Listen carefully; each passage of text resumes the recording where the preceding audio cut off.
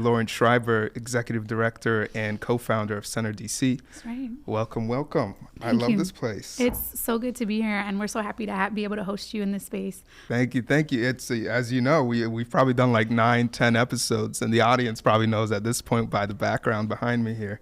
Nice. And I love that you guys have "Don't Yuck My Yums." Of course, our community agreements. Yeah, I think actually it's funny that you mentioned that. I think that the community agreements are actually one of those features that make our space feel the way that it feels.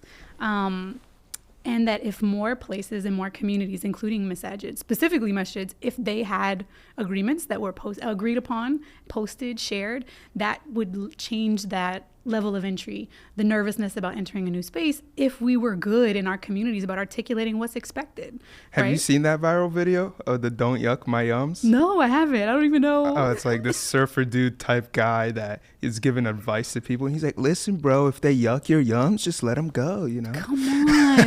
So now I'm invested. I need to look this up.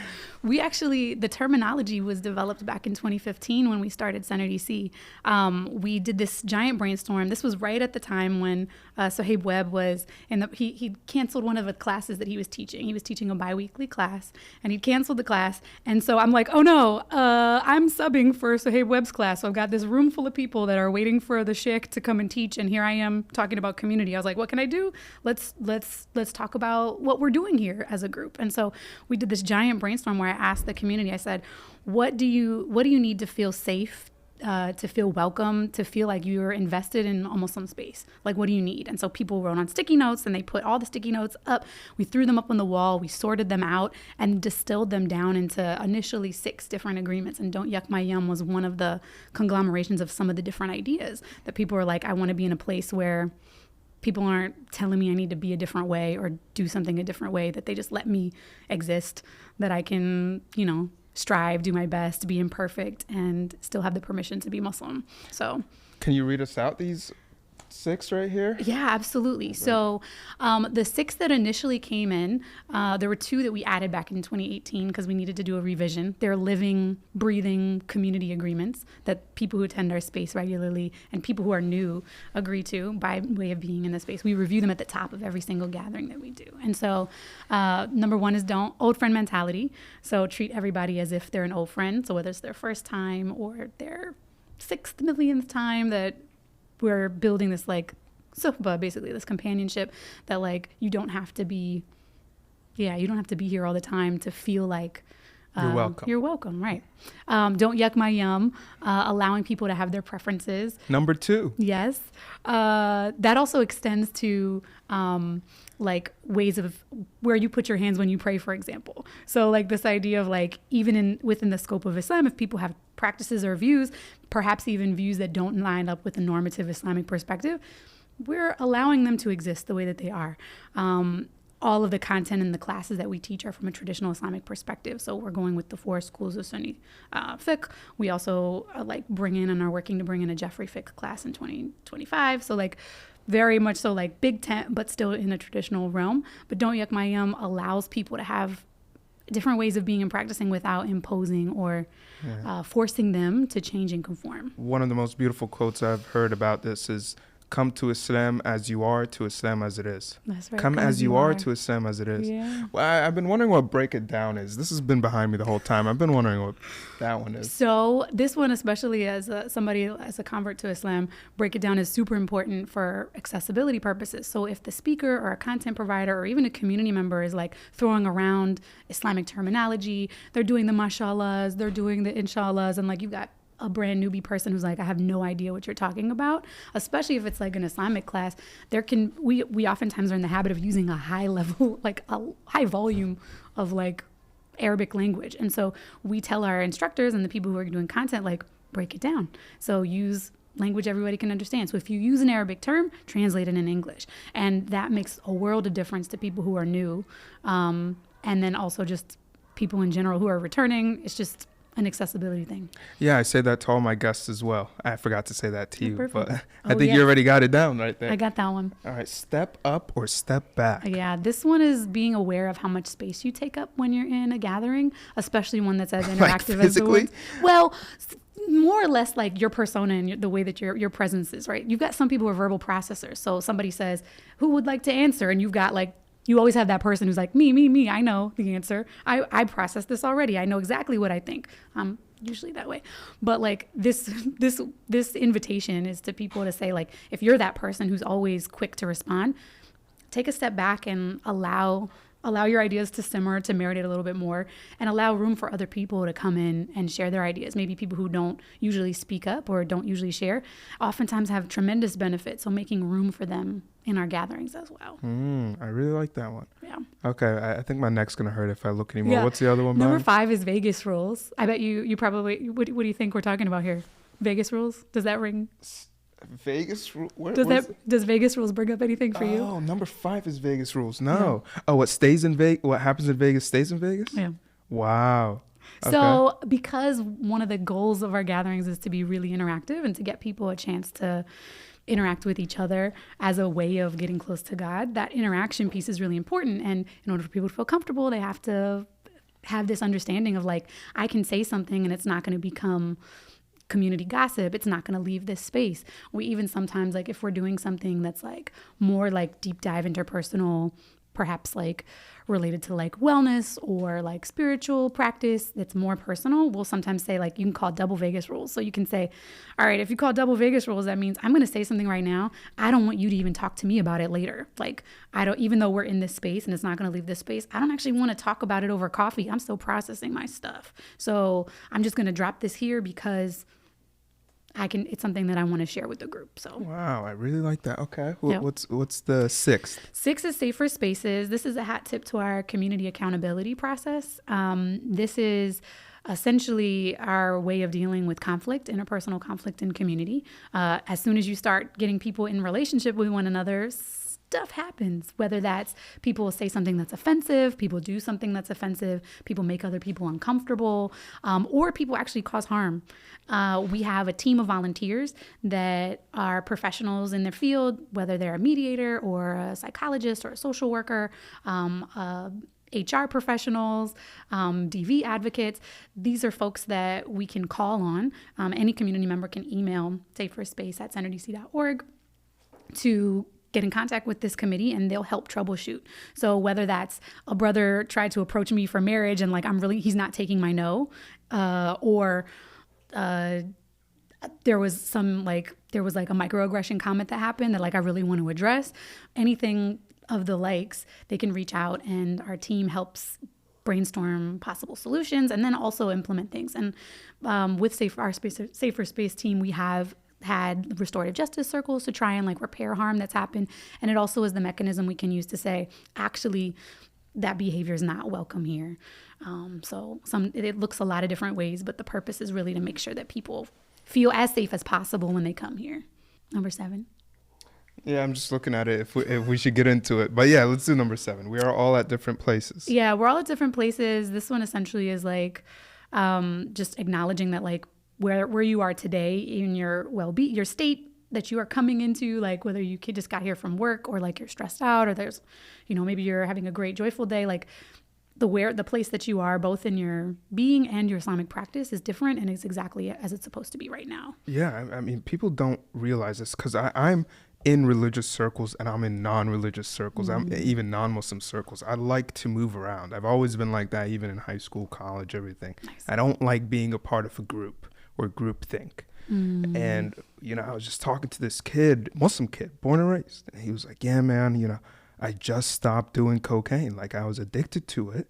And I started going to the masjid. And that's actually one of the great things about addictive personalities is that once they get over their addiction by the help of God, they can actually channel that addictive personality into religion, into Islam in a very good way. They become very practicing.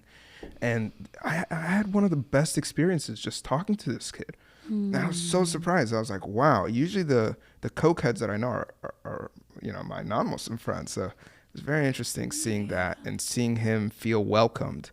at the third space in the locality that he was in. And then he felt safe enough to share that, because that's not like a light conversation starter for most folks, you know, No. especially in Muslim spaces. Yeah. And then the last one, last but not least for sure. WWPMD, PBUH. What would? It's too long. What will Prophet Muhammad, peace be upon him, do? Right? I always like to think about this one as like, a lot of times I think spaces like Center DC are like, oh, it's so new and innovative and like putting a new spin on Islam. It's like, no, actually what we're doing is prophetic. Like, this is part of the tradition of being welcoming and making space for people, calling people in, meeting them where they're at.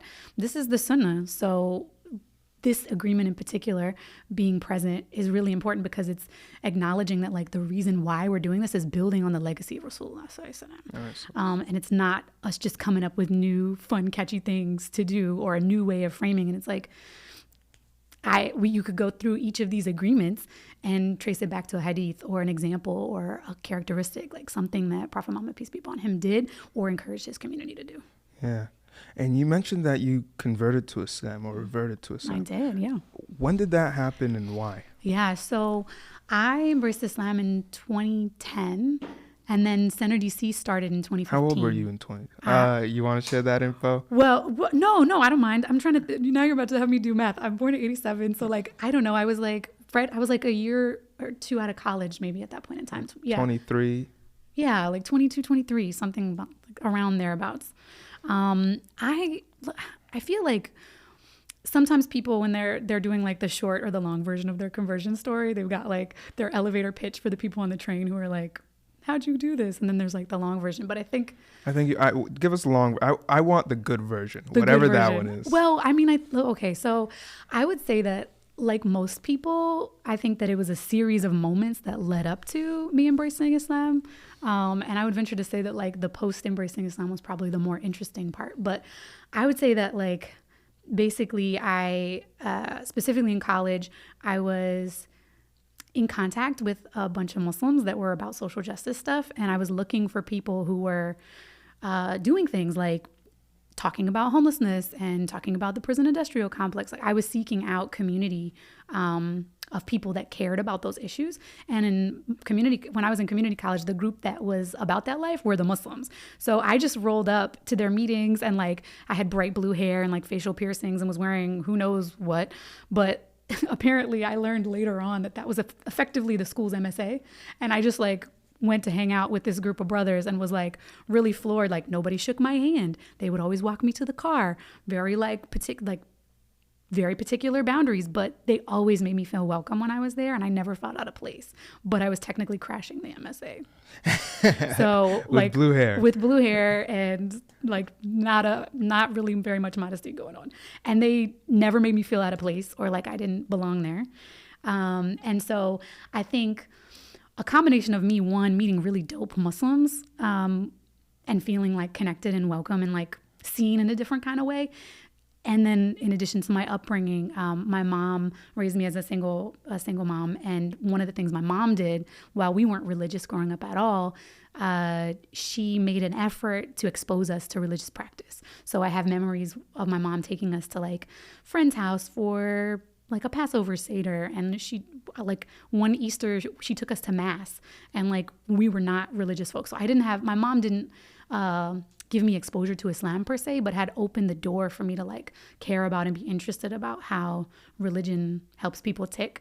And so when I met these Muslims in college and was like, dude, these people are awesome, I wonder what's going on here, there was curiosity around like, y'all do things different, but like, could I see myself doing that? I don't know if this would work. This probably wouldn't work for me, but like I can see why these things work for you. And so I had a deep respect for these folks. Then I had a chance in college to also spend 8 months living in the Gambia, which is mostly Muslim, and being able to like experience some similar characteristics of the people that I encountered, of like generosity of spirit and like this like love and service, this like deep reliance on God when resources were limited or like things were hard, that I was able to see in the people, that I was like, man, it must be something about Islam. And so I would say the short of it would be that I attribute my interactions with people, with Muslims, who were practicing, just regular, everyday practicing Muslims that I encountered, embodying prophetic character that led me to Islam. And so when I got back from my travels overseas, I was like, you know, you start seeing Muslims everywhere, right? Like I was working at an ice skating rink and the supervisor was like, Lauren, there's a group of Muslims coming and they want to like separate genders to skate. Like nobody else wants to deal with this, but we know you'll deal with this. So you manage that night. And I was like, yeah, no problem. And I like connected with a sister there and was like, you know, could you tell me about Islam? And she lights up and she's like, meet me at the masjid next Friday. And I'm like, okay, cool. So I go to the masjid and she'd organized an intervention. Like there were a bunch of sisters there that were like, if you don't take the shahada, like, you don't know what's going to happen. You got to do it right now. Like, did they know where you were at? That's no, they had no idea. They didn't know me at all. But they were wow. like, we're about to give this dawah and you're about to become Muslim because you're curious about it. So like, take this shahada and let's go. And I was like, you know, I'm a cultural anthropology major. Like, I'm just interested. Like, I want to pick your brain a bit. And one sister kind of pulled me aside and she was like, you know, just call me if you need anything. Here's a copy of the Quran and here's a biography of Prophet Muhammad, peace be upon him, written at an 8th grade reading level. So just, if you're interested, I put the Quran in my glove box. I was like, I'm not doing scripture. Like, that's not what I'm into. But I read the biography from cover to cover in like less than 24 hours. And a week later, I was at the masjid, like, sign me up. No way. What was it about the story? You know, it was the fact that the through line of like all these people that I met and knew who were Muslim, I was trying to understand how they were functioning and operating and like, why are you this way? Like, why is it something that would break most people has you saying alhamdulillah? Like how is it that you're coping and managing and like this framework of Islam has given you this like peace in your life, literally has given you peace in your life. It's made you interact in a way that's like respectful and different and like honors the people and the person. Like all of those things it's in the seerah, it's in the biography of the prophet that I read. And so like seeing those through lines, I'm like, okay, so if y'all are this way because of this guy, like whatever he's doing, like I'm gonna give that a shot. It reminds me of when the scholars say that if the Quran isn't sufficient for you, then the prophet, peace be upon him's life is sufficient. You know, right. that the miracle of the Quran stands for itself, right? We don't even have to talk. But the miracle of the prophet, peace be upon him's life alone is its own column. Right. And then this idea that I think his character being the walking Quran, like it puts the text into motion, and it puts the text into application as opposed to just being like scripture. And so I think that piece of my story also really ties into like some of the ideology that goes into Center DC in general of like being in good relationship with people, being in healthy relationship with people, feeling welcome in a space. This is sufficient to lead people to God and to bring people back to God and to call people closer to God and to deepen your relationship with God. And so a lot of that viewpoint of like, it's through people and through relationship for me on a personal level, like, it's like, well, what does that look like when you do it for a whole group of people? And I think when we started designing community here in that way, like that's one of the things I think that makes Center DC different and special, that we center relationships as worship. And how'd you feel when you took the Shahada? I mean, it was great. Like, you know how it is. Everybody comes around and they celebrate. There's people crying. It was like this big... Did you cry? Did I cry? No, I was just overwhelmed with like emotion and observation. I was excited, but I don't think I cried. And immediately after that, the thing that they don't tell you is like, well, now you have to pray urgently and immediately. So like I took Shahada at Jummah, and then like 5 seconds later, they're like, it's Asr time. And I'm like, oh, okay. And they're like, okay, let's take you to the bathroom. We got to teach you how to make wudu instantaneously. Can we teach her how to make wudu? She's got nail polish on. What do we do? She hasn't taken a shower. Is she going to be allowed to pray? And like somebody eventually, some auntie was like, just come on, line up and let's do this. So like, I remember just being like, wow, there's a lot going on and a lot of like opinions happening. And I'm just going to go with the flow for now. And so, yeah, that was I think taking Shahada, my immediate memory was like, and now it was this group of women trying to support and troubleshoot me being able to pray. Hey, Salam guys, we're trying to build more studios, hire more people, and create more shows that you guys will love and enjoy. If you guys want to invest in us, then go on patreon.com/Ansari podcast and support us today. I've teamed up with Pomeroy, a full-service marketing agency founded by a Muslim businessman with over 20 years of experience. Whether you're building your business, improving your brand, or running a nonprofit, Pomeroy will help you improve your revenue, increase your return on investment. Visit pomeroy.com/Ansari and get a free consultation today, or just mention the podcast and you'll get a free consultation. You mentioned that you had blue hair, so I'm honestly going to assume that you were like a liberal girl. No? I mean... Goth? What was it? Because we usually assume what blue hair is. Yeah, it's so funny. I actually, and again, remember I had blue hair and I came into the masjid that way, right? So when they did their intervention meeting, I was with bright blue hair at that point in time as well. I would say, I mean, I was an artist. I am an artist. Are you from Richmond, Virginia by any chance? No, PG County. I'm a PG County girl, Maryland. Okay. And so you said I was a liberal girly. I mean, I would say like open-minded, and I cared about people. So I was interested in like the fact that like part of me being interested in Islam meant that I was like pursuing like social justice stuff. Like oftentimes social justice issues are attributed with liberal folks. So I guess you could say that way. But I think stylistically, it was definitely like an artist thing. Okay, Yeah. I see. So what kind of, now Islam is heavily, regarded as a conservative religion, and there's a lot of media criticism and other things surrounding it. So when you came in, what did you have to address within yourself, and what did you have to address within the religion? Yeah, I mean, so this, 2010, this is like 9/11 happened when I was in high school. And so I think that my interactions with Muslims, like I guess also shout out to my mom, like was really interested in seeing people for the way that they are, and like not trying to put people in boxes and pigeonhole them. So while I didn't know tons of Muslims in high school, for example, that I was aware of, like I think there was an approach to being like wanting to see people and understand people in the way that they work for who they are, as opposed to thinking like, well, this is what the media says that all this group of people is like I wasn't buying that from jump. I think when I came to Islam myself, even in like the pre-work, I guess, like when I'm talking to my MSA bros, I was like, why do women have to pray behind? Why are women the ones that have to cover? Why can men marry more than one wife? And like had all these like, like those sorts of like gender pushy things.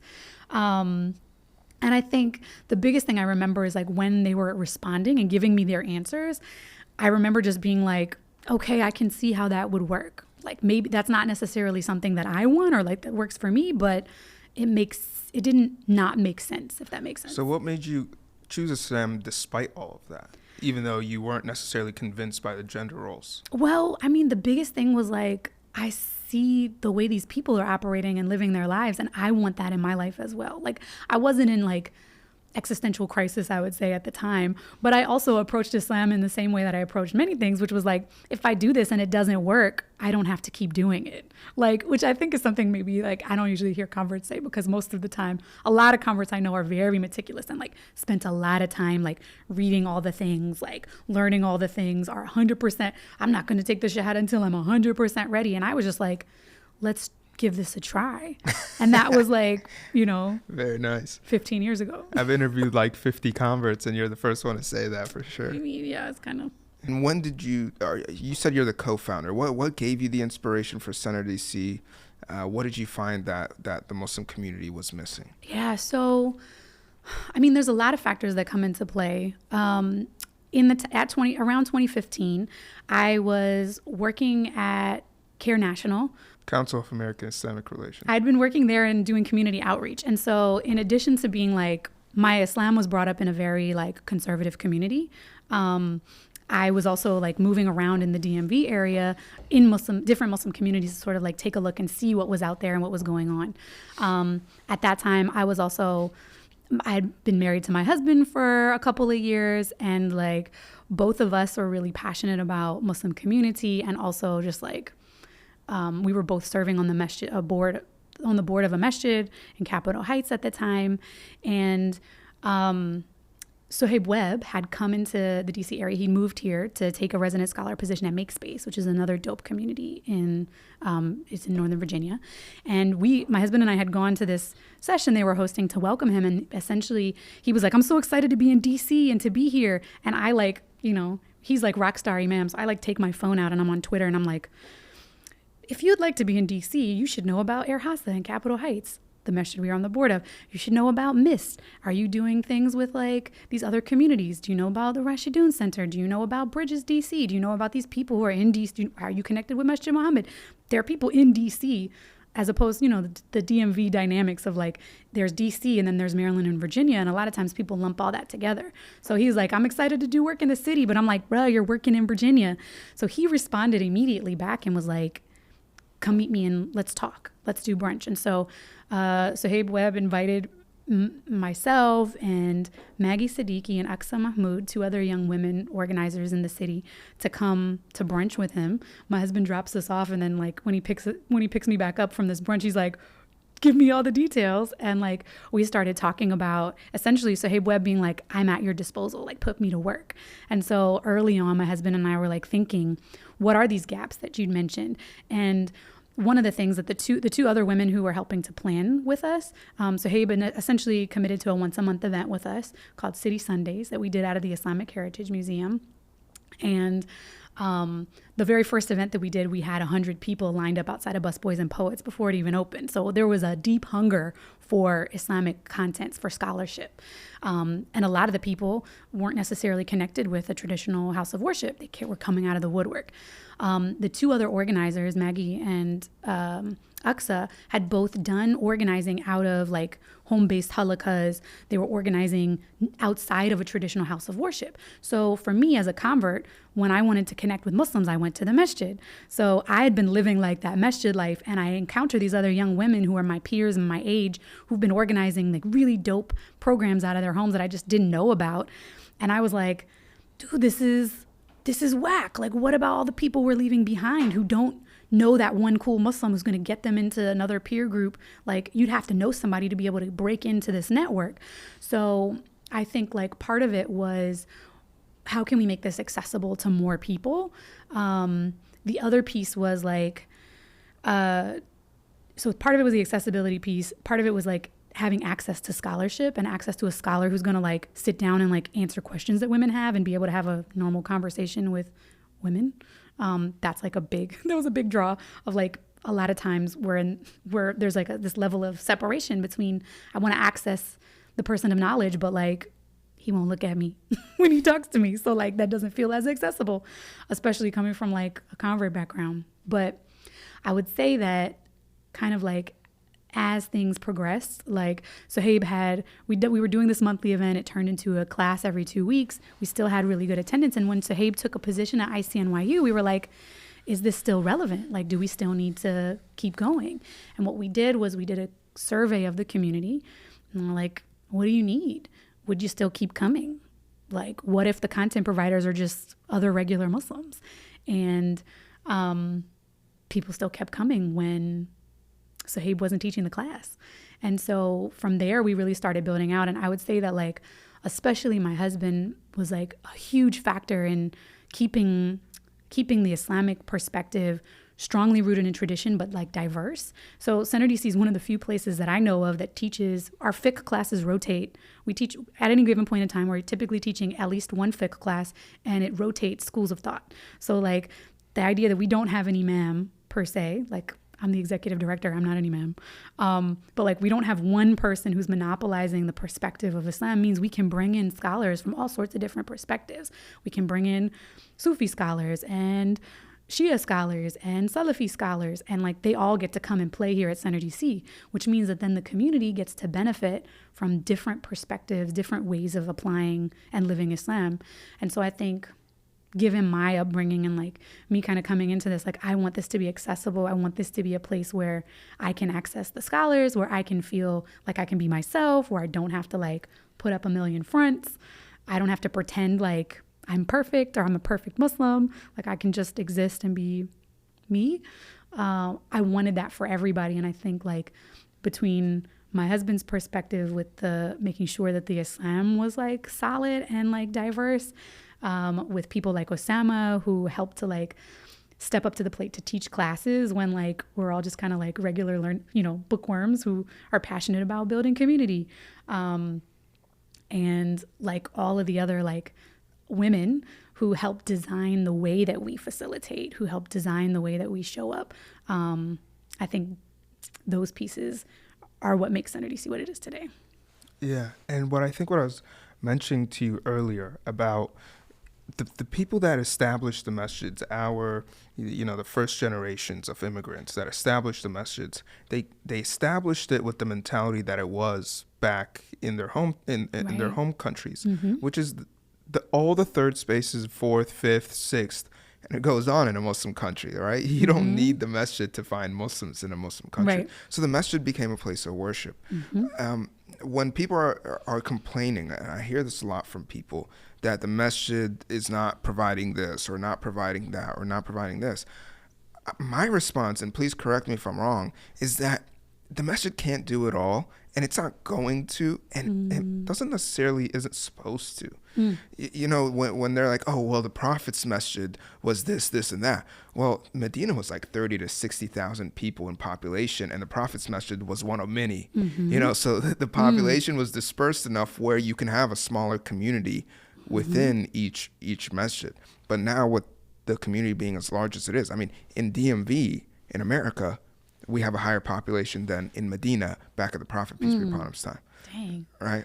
That's wild. It's 30, 60,000. That's wild to think about, but yeah. We need third and fourth and fifth and sixth spaces. These aren't just temporary solutions to what we hope then the masjid takes on. No, the masjid can remain what it is, or, develop within itself, entrepreneurship within itself.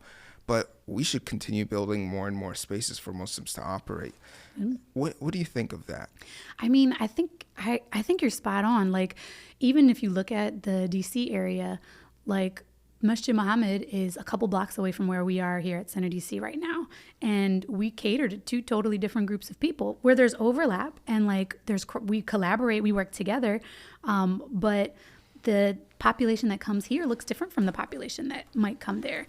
And so I think that having more spaces and more options is actually an add to it's a bonus for the whole community. Like, the whole community benefits when there's a lot of choices of places to go to. And I think that a lot of times when I hear masjids getting bad raps for the masjid's not meeting my needs, they're not doing programming for my age range. Part of my wondering and my question is like, are you offering to do the programming that you're looking for? Like, did you go to the masjid and they said, no, you can't program? That happens sometimes. But the masjids are in America, it's the place of worship. It's a house of worship. It's a place to go pray where the 5 daily prayers are happening all the time. Most of the so-called third space communities, like Center DC, we're not open we're not open for the 5 daily prayers. We don't host the 5 daily prayers here. We actually just started doing Jummah here. And that was an interesting conundrum of discussion, because does doing Jummah take you out of the realm of community space to being a masjid? What are the differentiating factors that take somewhere from? And I think that a lot of times as these newer communities that are dubbed third spaces, as they grow, they evolve into basically cool masjids. That's kind of the evolution process that happens, and there end up being a lot of communities. And for me, one of the important parts is that what that means for all the other masjids, it doesn't mean that they're becoming obsolete in my mind.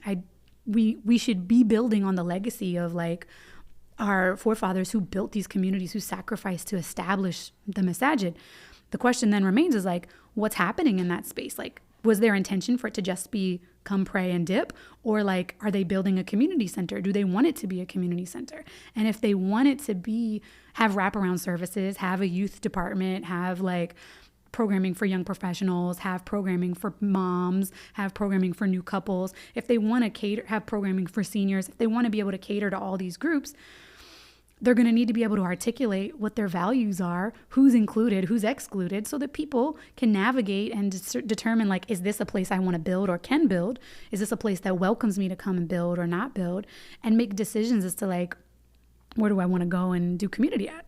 So, yeah. Yeah, and I think one of the beautiful things about third spaces and fourth spaces and so on is that you have more freedom to operate without it actually being detrimental to religious values. Like you mentioned, you guys are welcoming to Shias. Now, if you're a Sunni masjid, yeah, sure, you can be welcoming to Shias, but you're most likely not going to let a Shia imam talk at the podium, and that's very important. Actually, you know, we don't want to go too far where it's like it's confusing people, because most people are laymen, right? So they're gonna get confused. He's like, wait, he's telling me there's 12 imams and I've been told there's 4 imams my whole life. What's going on here, right? So you guys have more freedom to welcome in a higher volume or a more diverse group than a masjid does, because a masjid, just by the law of, just by wisdom, right, or by fiqh, can't sit there being Maliki one day and Hanafi the next and Hanbali the next. I mean, right? maybe this is just me, or like controversial, like non-scholarly opinion, but like I think if you're able to tell people and explain to people like this is the perspective that we're coming from, like, I don't know. I think that the sectarian stuff and all the drama and the beef can be tended to if we entrust people to be able to say, like, here's the perspective in the school that we're coming from. Like, not to let people be like, let's just do like the pick and go, like the cafeteria Muslims are like, I'm going to take from whatever school is convenient. It's like, I don't think it necessarily has to go to that extreme, but that's oftentimes the worry that I think like the Muslim establishment has of like, oh no, if I introduce this other perspective or this other school, we're going to confuse the Muslims. And it's like, yeah, but like at some point in time, especially as like American Muslims, we're already navigating different schools of thought within our networks, within our communities, within our people. We just don't say what it is. And so for me, it goes back to that break it down piece of like, articulate what your perspective is. What's your school of, what's your theological school? What's your fiqh school? Where are the rulings coming from? Where are the expectations that you have of like, this is the only way a Muslim can be? And if we can outline that and establish that and say, here at this place, this is what we agree, this is within the bounds that we're operating in, you can then have like, I can see there being a place that can have more different boundaries present, where it's like, we're teaching this class right now at the masjid. We're teaching this class at the masjid. And I think a lot of times when you put a scholar who is traditionally trained in the leadership position to be like, I'm in charge of people's Islam, there is a protectiveness that needs to happen to make sure that they're transmitting information clearly and within the scope of their scholarship.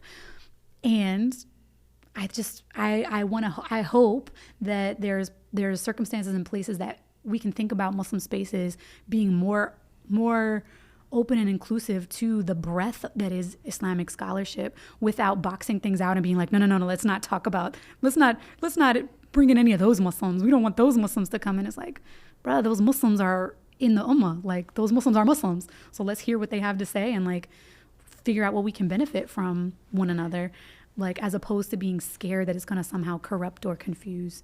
I think I don't think that's what it is when it comes to masjids, because a masjid, even the prayer times are dependent on your school of thought. Now, obviously, it's really Hanafi versus the other three, but even the prayer times or the rituals surrounding the prayer, the sunnah prayers, or whether you do certain dhikr circles after the prayers or not, right?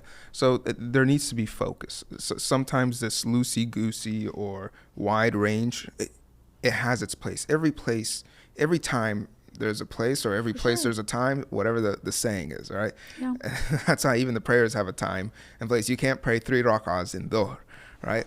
So I think that's the same thing with madhabs. Each one is beautiful, but you have to focus. Once your imam, the person that you're getting your knowledge from, is Hanafi or Hanbali or Maliki, then you should feel consistency from him as to how he gives you rulings, because you don't want to, and I personally believe this, that whoever I am closest to that of religious thought, that's a school of thought I follow, which is, I'm not going to say which school of thought I follow, but it's a specific one, because that's the one I have access to. For sure. And I think that's a good way to do it, right? I mean, I agree as well. Like, I'm definitely like, I'm of the opinion, like, similar to you, where it's like, okay, I'm going to study with this scholar, I'm going to follow this school, my practice is going to be consistent, right? My personal practice. This goes back to a concept that in some ways that was attributed to Dr. Sherman Jackson, but that I learned from Sidi Usama Cannon out at Tatleaf, may Allah be well pleased with him. This concept of like, a lot of times this there's like public minimum, private maximum, essentially this concept of like, I want my way of doing things to be projected out to everybody else. And if everybody else isn't doing things the way that I do them, that's not it. But this idea of like, if you're secure in your personal religious practice and you're following your school of thought and you're consistent and you're studying with your sheikh and you're applying things in a consistent way, the other schools they're not. It's like knowing about them and learning about them and making space for them and having events that focus around them. It's not going to detract from my Islam. It's actually going to like call more people in. So I do think that it's important that you articulate, this is a Hanafi fiqh class, or our prayer times are according to the Shafi school. We're going to do our Taraweeh prayer with witr this way because this is the imam's doing this way. So I think rather than just saying, well, we only do this, I think I could see a place where there was a masjid that just articulated what's your perspective, and that like sometimes you might have a scholar or a teacher who's coming in who has a different perspective, and as long as they can tell the people where they're coming from, they're giving their sources. And I've seen that. I've seen where a teacher goes, I follow Shafi'i, that's why I'm about to do this. Right, and to give people a heads up. It's good like trauma-informed practice. Yeah, very nice. There's so many nonprofits out there all promising the same thing, and we never know which one to actually trust, which one will actually invest our money into the future of the communities that they serve. That's why I've partnered with Human Appeal USA, because they don't just react to emergencies, they invest in their communities. They don't just give to the orphan and the poor, they invest in their education, their healthcare, and their future. Not just short-term reaction, but long-term investment. Donate at give.humanappealusa.org/Ansari podcast, where you can give to humanity and give to the Ummah. I'm so excited to be bringing you guys this exclusive opportunity for Ansari podcast listeners. We've officially partnered up with Elif to back the next generation of Muslim founders. We're partnering up to launch the Elif Network, a global pipeline into startups for Muslim builders. So if you're a developer, an engineer, a designer, a writer, a marketer, or more, and you'd like to work for one of the fastest growing startups in the world today, then head over to elif.build/network-tap or press the link in my bio and apply for free today. So how do you build a community? What were the steps that you took to building Center DC? Because you guys are in a very expensive area in the country.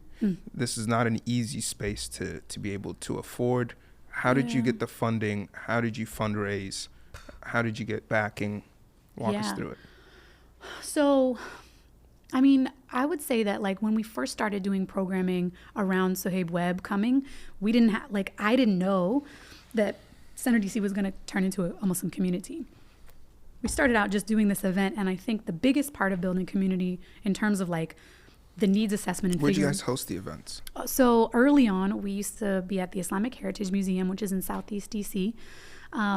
We would partner with the GWMSA and did some programming there. We also would do like pop-up stuff where we just show up at coffee shops. We'd be like, meet us in the park, meet us at this coffee shop. And we would do programs literally like, and would you rent the wherever. space out? Would you call the coffee shop and tell them you're bringing 100 people? We wouldn't always bring 100 people to the coffee shops per se. It would be like, what was it, like pop-up marketing essentially. It would be like short notice, quick, we're going to be here tonight, meet us there. So we did some through things. What? WhatsApp? Instagram. Mainly through Instagram at first. Okay. And you guys were called Center DC at this point? Yeah. Okay. Yeah. We just say, we're meeting up. Come meet us up. And so we would use these different locations. And I think the deciding factor of like, how do you continue to do what you do and build where you build? A lot of it had to do with survey data. So we asked people like, what do you want and what do you need?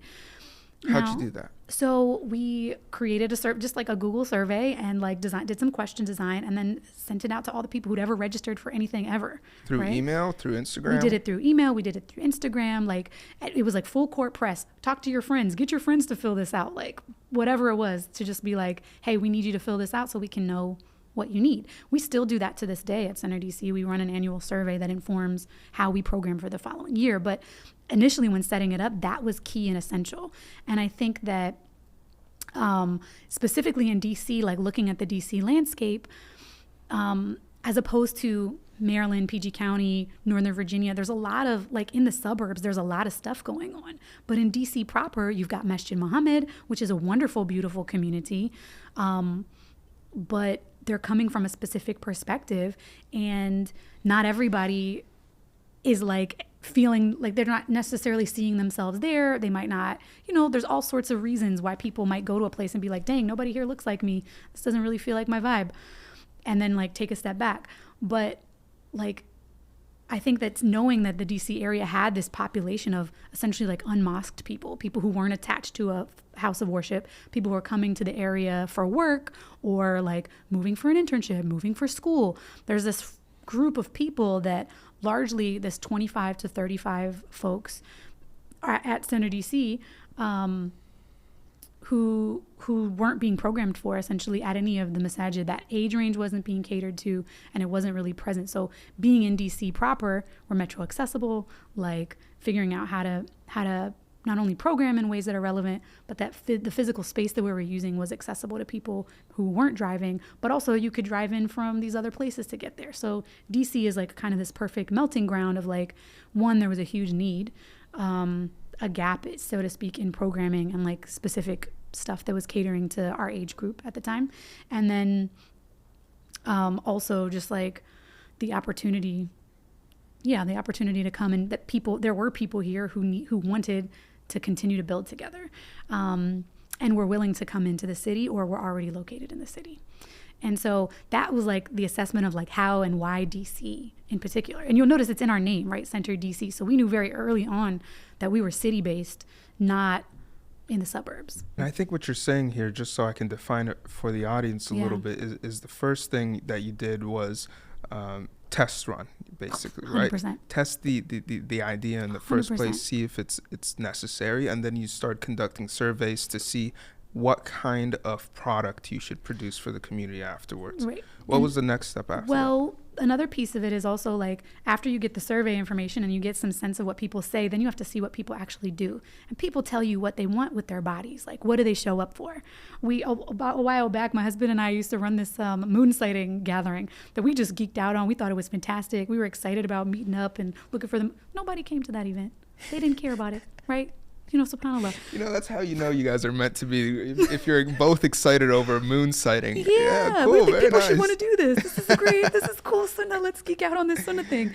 But like we found that our people didn't really want to do that. So we did it a couple times and then we let it go, right? This passion project, we were like, okay, bismillah. It's not for the community, and that's fine. But like beta testing a program to see like, do people want to do this or not? And not being afraid to say, we're going to run this for this many times and then assess, is it something people want to do or not? And so doing the survey work, doing the testing of like, does this work, does this not work? And not being afraid to pivot or shift or change when what you think people want isn't what people actually want. You're doing program sprints. Oh, right? Yeah. Sprint runs. 100%. Yeah. And I think from there, like one of the things too that was important is also consistency, right? So we started with a monthly program and we just kept hitting that monthly program. And once that got to capacity, we were like, all right, can we do every other week? All right, can we do a little bit more? Can we do a little bit more? And so one of the things specifically about this location is that we have about 1,000 square feet here. This is not a big space, right? You can squeeze 100 people in here, but it's like, don't tell the fire marshal, right? Like it's not designed for that many people. However, like the way that we want people to be in relationship with each other is intimate. It's small group stuff. So like our ideal gathering at Center DC is 30 people intentionally, because once you have more than 30 people, you're not getting that same one-on-one connection with people. It's easier for people to fly under the radar, to not be greeted properly, to like, to kind of dip in and dip out without showing up or engaging. Interesting. So you want to keep the space small. You're not looking to expand. So what we've been doing thus far is like expanding the amount and volume of programming, right? So when we started out as like one monthly thing, we then expanded it, expanding. Right now at this space, we have programming every single day. On the weekend, sometimes 2 things, 3 things on the weekend. It's a lot. Like what time on weekdays do you do it? So program starts usually at 7:00, so like 7 to 9, Monday through Friday. There's usually something happening. What? Here. I've been wanting to come to one of these. Well, mind you, you're here on holiday, right? So like that like Christmas to New Year's lull, like we're kind of on chill mode. I think we maybe only had like 2 classes that continued through that time. Okay. But I got unlucky with that, huh? Next time you come back, you should be able to drop in on a weekday, and there'll be something happening here for the most part. All right, I'm excited. Yeah. Okay, so what would you say? You're doing programs. You're just expanding the amount of programs you do, but keeping the quantity of people to a certain degree. Would you guys start another Center DC located in a different part? just so you can keep that intimacy going? I mean, the other piece too that you kind of alluded to before, you're like, well, how is this funded? Center DC is 100% donor funded, right? Up until we got our first grant last year. So like, we're not 100% donor funded because we got a grant, alhamdulillah. But by like what? We got a grant from the city to do a month of wellness programs. So they gave us $10,000 and we got to do like a month long of like fully funded, invite all the speakers, like programs that centered around wellness, from like yoga to like, we did a mental health first aid training for the community, like a lot of cool stuff we were able to do, but it was like specifically within that time frame. And that came from the DC, the city. But other than that, and like during Ramadan, I mentioned we have like some people who will sponsor iftars, but other than that, it all comes from the community. So I'm the only full-time salary person. We've got a part-time operations manager we hired last year. And we have a social media person that is on a stipend, shamefully, like they need to be paid more money. But the thing about it is like we're scaling up based on what the money says, right? So, you know, when we first started out, we had one generous uncle. We called him our uncle. He's our peer in age. But like, you know, somebody who was wealthy who said, this matters. I'm going to fund your space. So initially when we were working out of like a co-working space, this brother paid for our rent. Like he paid for our location for years and years and years. This brother, like, may Allah bless him, but he's also one of the reasons why Center DC exists, because of all it took was like one generous community member who's going to say, I'm committed to this space. You want to name drop him, or should we? No. May Allah bless him, and may Allah increase him, and all of those things. We're not going to name drop. You know what I'm saying? Let him keep his barakah and let it multiply in private. But the point is his actions, right? Like anybody at any point in time in the community can say, this matters enough to me that I'm going to invest in it. And so up until this point, Center DC hasn't grown because of any skillful fundraising that I have, or even really that we just recently got board members who have background in development. This is a new thing for this year, alhamdulillah. But like, it's just been some regular Muslims trying to fundraise every now and then. Like, I think we did our first fundraiser in like 2018, right? 2017, 2018, we did a fundraiser. How much do you think money per month does a place like Center DC need to operate at full capacity? Well, again, I feel Let's say those three, the director, the social media, and who was the third position? An operations person. Yeah. So let's say they're full-time. Put that into the budget as well. Well, again, you talk this crummy piece around like, I mean, initially for a long time, our budget was $10,000. For many years, we operated on a $10,000 budget. We built relationships with scholars, and like they came in free sabilillah, right? And like as we've grown, like if you look at our current budget, we're right under $250,000 now, alhamdulillah. And like I'm the only full-time paid staff. DC is expensive, right? Like I get paid less than most executive directors do.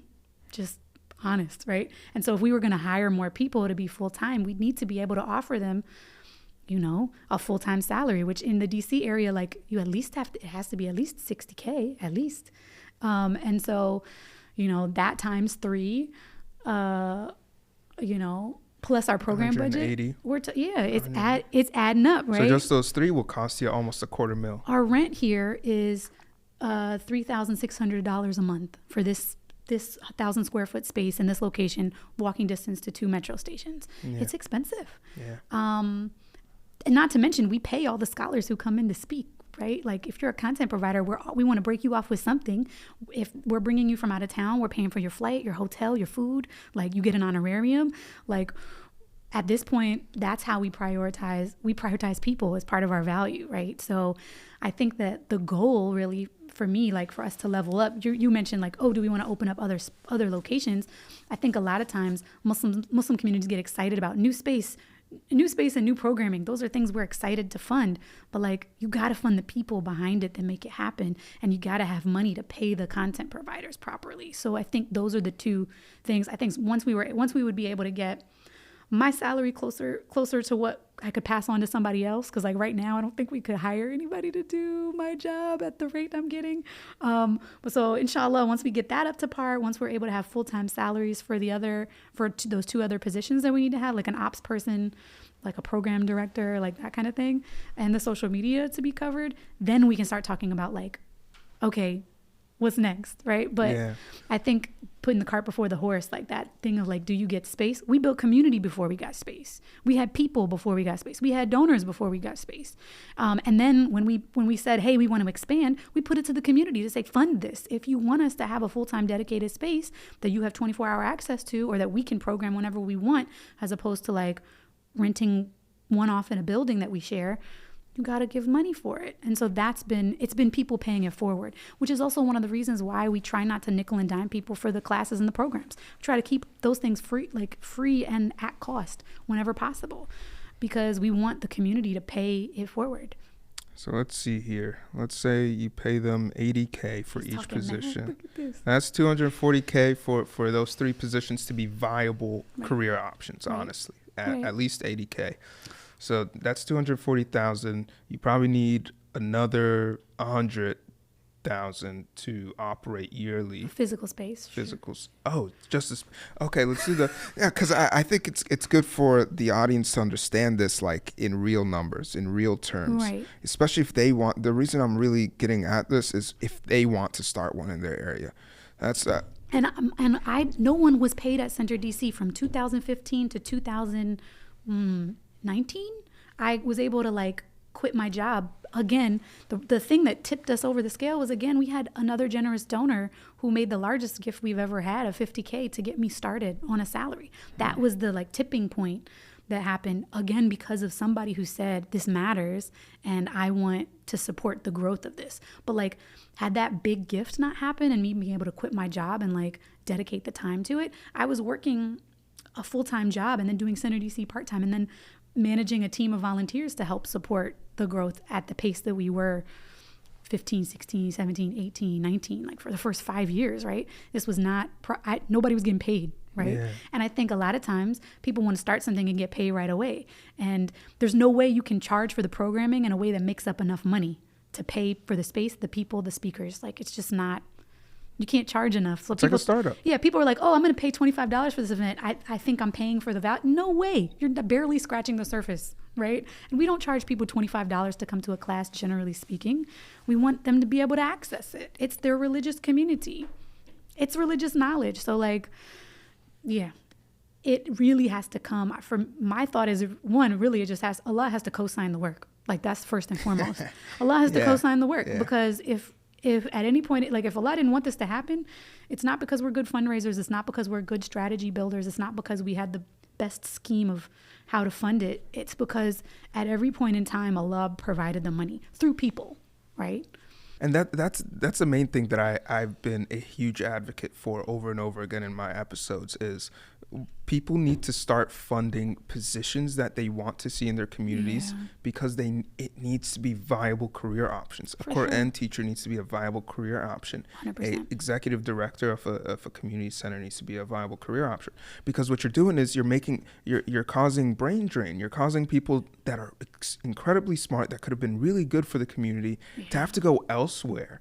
And it then takes people like you yourself to have to sacrifice, and mashallah, may Allah reward you for that, and everyone that's working with you, to have to sacrifice to make it happen. And how many people are willing to do that? Not many. So, and Osama was telling me, which I've had on the podcast already, that it was a huge difference between when you became part-time versus full-time as to how the community was affected and expanded. 100% that's the case. I think another piece too is that like, there's also this element of like, if you're aspirationally, you've got an idea that's a gap that you notice in the community, like something that needs to be happening, a need that's not being met. Like, if this is if there's a personal thing that you're called to do that you're committed to, whether you get paid or not, that's the best place to start, because you're doing it then for like, you're meeting your own needs. So there's an intrinsic motivation of like, for example, there's a like, I really want to increase my connection and love to the Quran, right? Like, so what if I do this, one of the programs we do at Center DC, Fajr Squad. We meet up online after Fajr every day or every Friday, and we go over our juz of Quran and we reflect on it.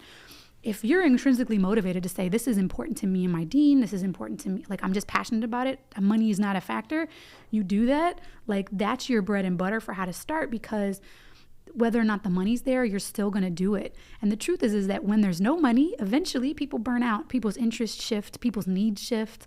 Like, the thing that drives them is going to shift, but like, it's still possible to do great work without the money. And I think that, like, for people who are aspirational and like want to do this, start with the thing that you care about. Like, start with the thing that you're passionate about and keep doing that until you need to pivot and shift. And don't be afraid to pivot and shift when it's no longer serving you or it's no longer serving the people you're serving. Yeah, and your bootstrap mentality is very important for people to understand. You kept saying, once we reach capacity, that's when we turn to this. Once we reach capacity. And that was the same thing that I did with media. Is I started off with an iPhone. Once I reached capacity where the iPhone just could no longer work as the way I was recording content, then I got myself a camera. Once and then I literally was doing one camera for the guest, a professional camera for the guest, and then iPhone for me. Right. Once I reached capacity for that, then I got a second camera. So it's the same. Yeah, you have to. I was operating with $75 mics for like 2 years, and then once I reached the mics just broke. They did well for $75. Then you can go out and get SM7B, alhamdulillah, one of the top of the line podcast mics today. But you don't start out that way. You start out with some Amazon $75 mics. And I think the other piece is like, you had a podcast established by that point with an audience and a set of followers, yeah? Right. So it's the same way with community, where it's like, you don't just go buy a building. Like, what? You don't just go buy the equipment. Like, you have to have the scaffolding in place and existing to make it make sense. Because I think a lot of times people are like, let me just get the space, or let me just get the equipment. I'm going to put the money at it and that'll solve the problem. It's like, no, you got to build relationships with people. You got to put the effort. You got to put the effort in. Yeah. Like, it's both of those things. Like when you said the chariot or the carrot. What's the thing? The chariot before the horse? Yeah, don't put the carriage before the horse. Yeah. The horse is your effort. Yeah. And the carriage is really the money and the people that come with it. But like if you try to put the money and the people first and then your effort's not there, like nothing's moving. The horse is the one running. I'm saying. You know. So what would you say has been the biggest things plaguing, or you've noticed were affecting your community in the Muslim community today? SubhanAllah, I would say like definitely around like 2019. I'd enrolled in a chaplaincy program at Hartford Seminary, and part of the reason why I went, me as like going from like regular Muslim community member, like builder, excited person, to then saying like, I need to pursue something else to help. Like there's something else needed. For me, it had to do with like spiritual support and like overall wellness support of community members. So I started in a chaplaincy program, recognizing the need of like, dude, people got stuff going on. Like, we now created this great environment where people feel comfortable. They're making friends. They're like sharing important things about themselves in group settings. But what happens when that can opens up and like nobody's prepared or ready to receive that information? And we know that there's nowhere near as many Muslim mental health practitioners as there needs to be to meet the need. And alhamdulillah, it's been like there's way more people now that are going into the field. Are you saying this based off theory or based off experience? You're genuinely seeing Muslims come in with mental health issues and you don't know how to... Well, I would even say like just mental health support, right? Mental health being a state of wellness that we want everybody to have, right? Like, everybody experiences trauma in some way, shape, or form at some point in their life. And that's going to show up in communal relationship, whether it's tended to or not. So I'm not saying that I'm necessarily encountering people who have a diagnosed that I'm not encountering people who have schizophrenia and been diagnosed with schizophrenia necessarily, like mental health crisis left and right. But like, we encounter people at Center DC all the time who like know somebody who just passed away suddenly, or got in a car accident, or were a victim of a crime, or like had a big job loss, or like a relationship that ended. Like, all of those little traumas or big traumas impact the way you show up in community. And if you don't have the skill set spiritually or like wellness wise to cope and deal with that, you're just gonna like what do they talk about? If all you have is a hammer, everything is nails, right? Like this idea of like, if you don't have the skill set, you're just going to come at people with all this baggage and things you're bringing with you that makes for toxic environment and toxic community relationships, really. So how have you guys been addressing that? So some of the ways we've been addressing that is by prioritizing wellness in general and like bringing in mental health professionals. I graduated and got a master's in chaplaincy, in Islamic chaplaincy, to be able to offer one-on-one sessions for community members free of charge as like a supplemental skill set to offer. We also we have a wellness department. We've got an education department. We've got a fellowship department. We've got these different departments within Center DC that meet these needs to help support people being well, being spiritually well, being well in all the ways, right? So that when they show up in community, we got nothing but good, right? Like we got good to offer. When people walk in, they're experiencing good. But if we don't tend to our crop, we don't tend to the flock, we don't take care of the people that are here and make sure that they've got the resources, the support, they know who to reach out to. Something as simple as like when somebody has a family member that dies, or like there's been like a child loss or something like that, like a pregnancy loss. We have a meal train thing that we set up for people to help take care of them and show up for them. Like if somebody needs to meet the burial costs, we raise the money for it. Like what are the ways we really show up as community members to take care of one another, not in like a, not in a tooth and cheek kind of way. We're not just saying it. It's like, how do you show up with your resources, with your time, with your energy? You have to be well to do that. So I think. So you're personally taking this on. If someone has a life event that traumatized them, they can reach out to you. The communities should be doing that. That should be a communal responsibility. What does that mean, though? So some of it is that we offer, you reach out to somebody hears by way of mouth at Center DC, something happened. Call me up. I can do a one-on-one session. So-and-so is going to set up a GoFundMe account, or we're going to do some fundraising to make sure we meet that financial need. Anisha, who's our operations manager, she's going to check in with our volunteers to see if anybody can go visit with that person. You know what I mean? Like we're mobilizing the people to help meet whatever the need that arises is.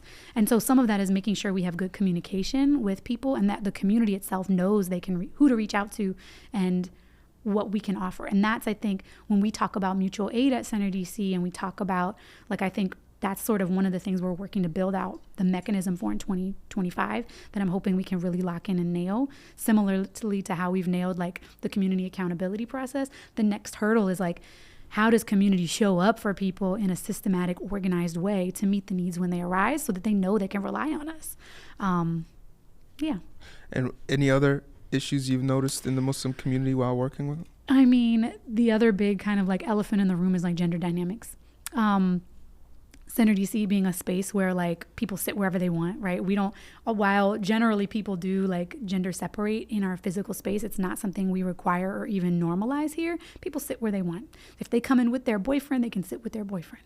Hold up. Let's talk about that. Okay. Well, so I say that our space in general, like we want, come to Islam, right? Come get the information, come however you need to come, right? Like, again, we're not going to yuck your yum. We're not going to put you down. We're not going to judge you at this moment, but we're going to call you to the fiqh class where you're going to get the Islamic information that you need is available. But like you yourself are welcome to come, right? Like the individuals, no matter where they are in their practice or their lifestyle, you're welcome to come. We've had people come here who were clearly under the influence for Jummah. Bismillah. Come on in. Like reeking of weed, Come on in, Bismillah. You know how many people, you know how many welcome. Muslims smoke weed? I know students of knowledge that smoke weed. Weed is a huge thing that and while we're not, this is this other interesting line where it's like, I'm not co-signing the behavior. Like I'm not approving that, but I approve of you as a Muslim. Like you as a person, you are welcome. I'm affirming you as a person by saying you're welcome in a Muslim space. Yes, there's ways of being in decorum that we want people to hold as part of the sacred tradition and the way people practice and their character, but like, come on in. Yeah. Like, come on in. One of the things that Sohaib would talk about is like, it's like making the community like a hospital, the hospital equivalent, where it's like, if you require everybody to be well to get in the door, you're going to have an empty hospital and a lot of sick people out in the community. But like, sick people come to the hospital. Sick people come to the community, like people who are struggling, who are going through stuff, who are figuring it out, who are navigating their practice and what they want it to look like. Come on. Like, you don't have to be perfect to come. So that's an interesting thing. But that all ties back, I think, to like gender relations, because you've got a community of people who are operating in their 9 to 5 with like standard, I don't know, like Western gender boundary stuff, like that's different oftentimes in the way it operates in Muslim spaces, where like, say you're interested in talking to a sister, there's ways you might do that outside of a Muslim community that like there's a decorum or a way to go about doing it in a Muslim space that's a little different. And so navigating, like a lot of times, to be honest, for our safer space conflicts, most of them are people not getting the memo of like so-and-so's not interested in you, or like you're making somebody feel uncomfortable or unsafe. You're yucking someone's yums. But by the way you're trying to approach them for marriage or for relationship, she's not having it and you're not getting the memo. So this as a dilemma of like, we want people to be married. We want people to be in Muslim relationships, like, you know, like marriage-minded relationships, as opposed to just like out here dating and surfing. Like we want people to be in committed, healthy relationships, but they need the skill sets to be able to navigate those environments. Because if you've had people who grew up completely gender separated, you don't know how to talk to women, like, unless you've gone out and acquired those skills elsewhere. And then those skills might not even be the ones that you need to come correct. So that, I think, is like a dilemma, a thing to be workshopped and negotiated. And for now, our So how are you guys managing it? How are you guys doing with it? Is it as it comes? Well, one of the ways we manage it is being ready to help on the back end when it doesn't go right, which is part of what our community accountability process is for. So like when it doesn't go right, like our reactive response, we have that kind of down packed. So we know how to react to it when there's a boundary that's crossed. Up front, the way we're attempting to tackle it, like our education department is talking about like, how are we bringing in content to talk about gender relations? Like how is our wellness department doing programming that talks about like healthy communication, nonviolent communication, like, and then realistically, like my husband and I joke about this all the time. We're like, how can we put together a like Muslim game instructive course to be able to be like, here's how you talk to women.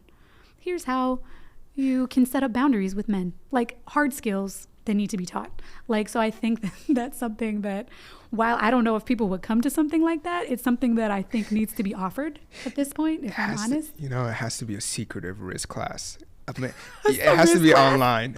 It has to be online. I mean, okay, cool. But also we're in the business of relations. So one thing, I mean, we don't record our programs at Center DC anyway. So like, they're not something we're posting and putting up online. So I think that anonymity is important, but like people got to come and practice those skills. Yeah. You got to practice them in person. You know, like it's like, call it risk class, but then cross out the QUE. Okay, so when we do that, our isnad will go to you then. When you see it come up on Center DC's page, we'll be like, shout out to you. Shout out to Riz Master. Oh boy. Well, okay. Well, anyway, I think there should be a class. And it also needs to be demonstrated, and there needs to be enough like healthy marriages within the community as well to demo what that looks like for people. Yeah. So what's your ideal situation for gender relations in a third space? I mean, I just want people to be like able to be normal with each other, for one. And I think that, yeah, I think it's important that both men and women can be present in spaces of religious learning and knowledge, right? And I think that it takes really self-aware people, both men and women, to be able to navigate that gracefully. And the truth is like, people are like, oh, what is Center DC doing for the marriage situation, like to solve the marriage crisis? Well, every opportunity we have at Center DC is a chance for you to meet and interact with the opposite gender in an appropriate group setting. Yeah. Like, so we don't do, up until that, we're just now thinking about like, how are we approaching like singles events, or like events that are going to support people who are actively seeking to be married. How are we programming for people who are married to like support healthy marriages? You know what the issue with single events is? A lot of people's pride gets in the way of showing up for that. So you have to package it. You have to make basically programs that are inherently single events programs. For example, like, playing a game in a circle or whatever. Shout out to Chocolate City. Like, my husband has an initiative that we partner with called Chocolate City. Oh, I was and like, that's what they do. Like we it's Center DC and Chocolate City work on these events. They're Royal Rumble is the name of this event, and it's literally like a gendered competition. So like they'll have people go kind of head to head. It's not marketed as a singles event, but that's 100% what it is. Yeah. Like it's to get people, like you're saying, playing games, interacting with one another. Yeah. So it's all about the marketing, because I'm in content creation. It's all about the marketing. You could be saying the same thing, but your tone, what you're saying. But I also think that our regular programs, like even our fiqh classes, if you're a single person and you come to Center DC, every single class or event or opportunity, whether we trick you into marketing, it's a chance to meet people, because we focus on interaction. Like you're gonna have breakout groups in our events and gatherings. You're gonna have a chance, an invitation. Turn to the person sitting next to you and discuss this opening question. We're even gonna give you the prompt to like grease the wheels of that interaction. And then afterwards, we have time to socialize. So there's a chance and opportunity to see people in social settings. We have events that are like a dinner club, for example, a peer group that goes out and restaurant hops every month. Perfect opportunity to just go and meet people. You just have to figure out how to be like normal.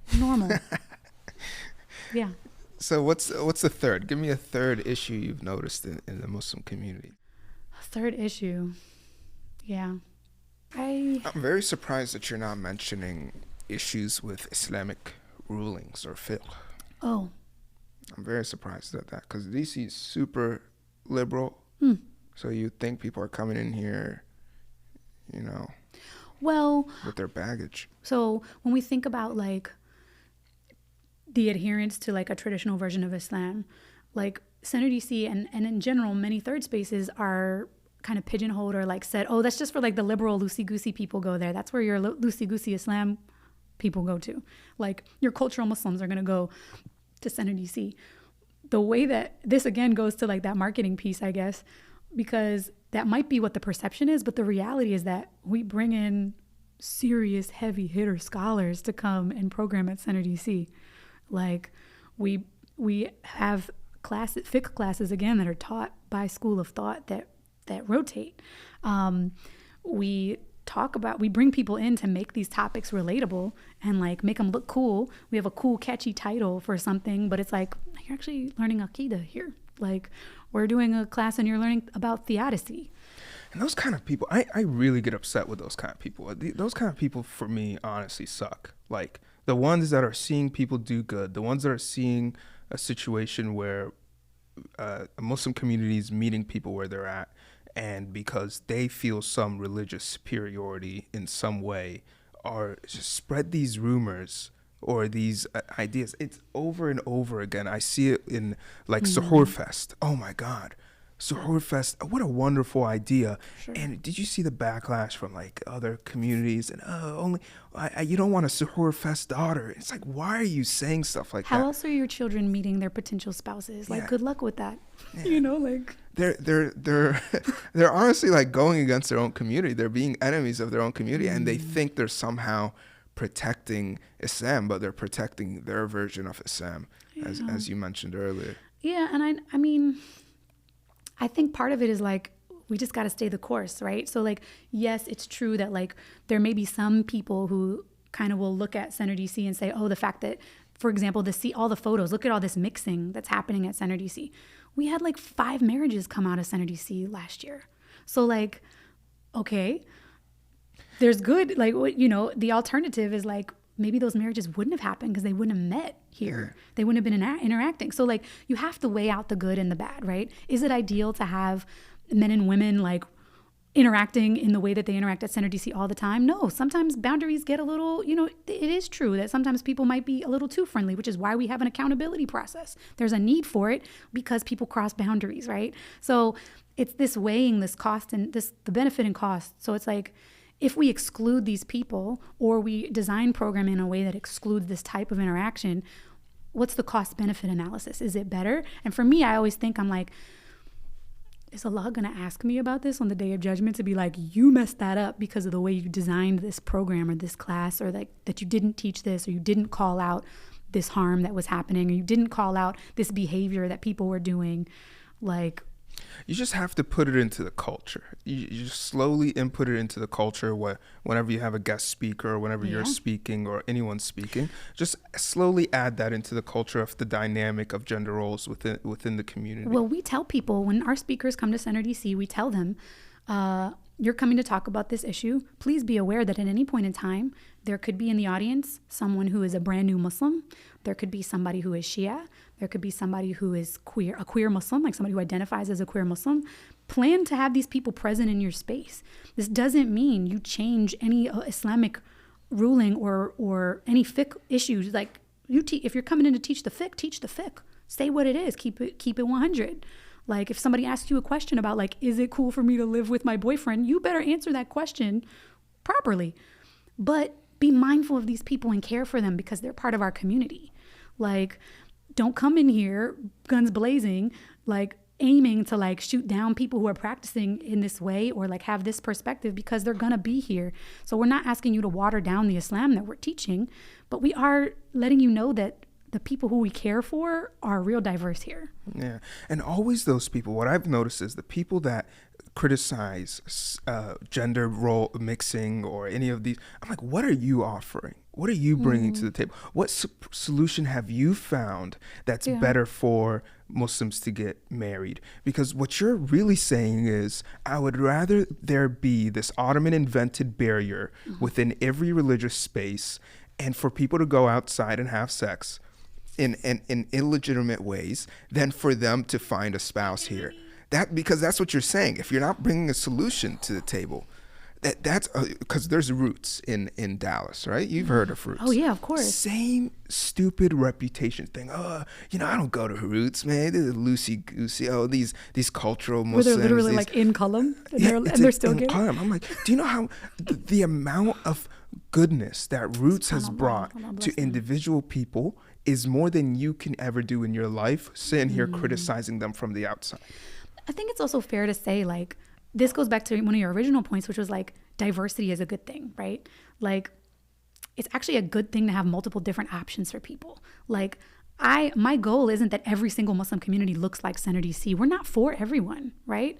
Like, if somebody is aggressively, single-mindedly and is like, I only want to follow this particular way and this particular bucket, it needs to look just like this, you're gonna have a really hard time fitting in here because we got a big tent in many ways, right? You're going to interact with folks who are Shia at Center DC. And if that rubs you the wrong way and you're like, oh, this is terrible, then Center DC is not a good place for you necessarily. You can have your strong opinions about this. And if you're able to be civil and keep them to yourself or to engage with them in a way that's like kind, then you're welcome, right? But like the moment you start being aggressive about this way or that way, like you're not actually going to be a good fit. But there's plenty of communities you can go to that are going to fit your ideology. So my biggest thing is like, I wish that more communities had community agreements and were clear and transparent about what the expectations are there, because then you can find the right fit community. Like if I want to sit by myself, I don't want any men to sit near me. I don't want any men to look at me. I don't want to have to talk to anybody. I can think of 75 communities I can go to that will be that way. And if that's what you need, alhamdulillah, I'm so glad there's places that are like that for people who that's their need. That need is valid and like, alhamdulillah. But if you need to be able to like sit down and talk to the scholar and ask him a really personal question, and you need to be able to like grab, have a cup of tea with that person and be able to sit with them and access them and like ask the stupid question or whatever it is, like we're here, and that we give people access to scholarship that they wouldn't have otherwise. We give people access to information that you might not even enter the masjid to get. You might not, there's a barrier there that you might not even cross. So like, yeah, okay, it is one way, but it might not be for you. And Center DC might not be for everybody. And the goal isn't to make everything Center DC, but we should, as a community, broader, bigger picture, be clear about what the expectations are to help people navigate. Like every space, every masjid can be warm and welcoming. Third spaces and like these alternative community spaces don't have the monopoly on warm and welcoming. There's a skill set that we have and are cultivating that like we can actually go and teach out, that we can go and share, that we can help support other people do that better. But like, it's just a matter of like, are you articulating what the expectations are so that people don't get caught off guard? And are you able to like communicate the culture, hold the culture, and then welcome people to whatever that welcome standard is? Yeah. And if anyone disagrees with third spaces or any of the ways they operate, I just advise for you to keep learning and go outside. Those are two things that would really help you understand things a little better. Sister Lauren, that's all the questions that I have for you. Any last thoughts before we head off? No, this was great. Thanks so much for having me on the podcast, and may Allah bless you and continue to increase you and give you wonderful insight through the people that you're inviting and speaking to that benefits the community, inshallah. Ameen. Thank you so much. Lauren Schreiber, co-founder and executive director at Center DC, an amazing space. If you guys are in the area, come check it out. Come through. Thank you so much for joining the podcast. Alhamdulillah. And thank you guys for listening to the Ansari podcast. Hey, salam guys. We're trying to build more studios, hire more people, and create more shows that you guys will love and enjoy. If you guys want to invest in us, then go on patreon.com/Ansari podcast and support us today.